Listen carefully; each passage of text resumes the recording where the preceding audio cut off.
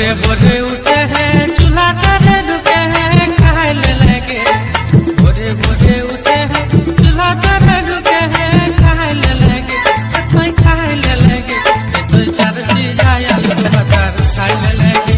तो चार चीजा आलू बटर खाए ले लगे। छोटा ही ने पावे है उमच उमच मारे हैं खाए ले लगे। छोटा ही ने पावे है उमच उमच मारे हैं खाए ले लगे।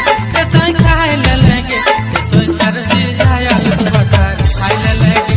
तो चार चीजा आलू बटर खाए ले लगे। DJ Rahul Babu कहाँ से पहले माई के कर घर के लागो गो एको गिलास चाह पियो हो। ए माई गो कराही का पोछ के चाटो हो। कहाँ से पहले माई के कर घर के लागो गो एको गिलास चाह पियो हो। ए माई गो कराही का पोछ के चाटो हो।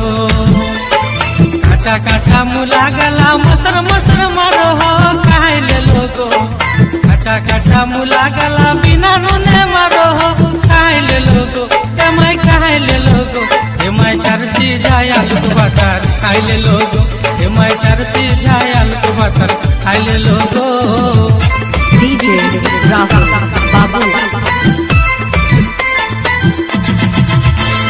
के तोरा कहलो माई भालो घर के लागो गो कौन कुटुम में फंसाई देलो हो। ए माई गो गाँव बड़ी चुगली करो हो। के तोरा कहलो माई भालो घर के लागो गो कौन कुटुम में फंसाई देलो हो। ए माई गो गाँव बड़ी चुगली करो हो।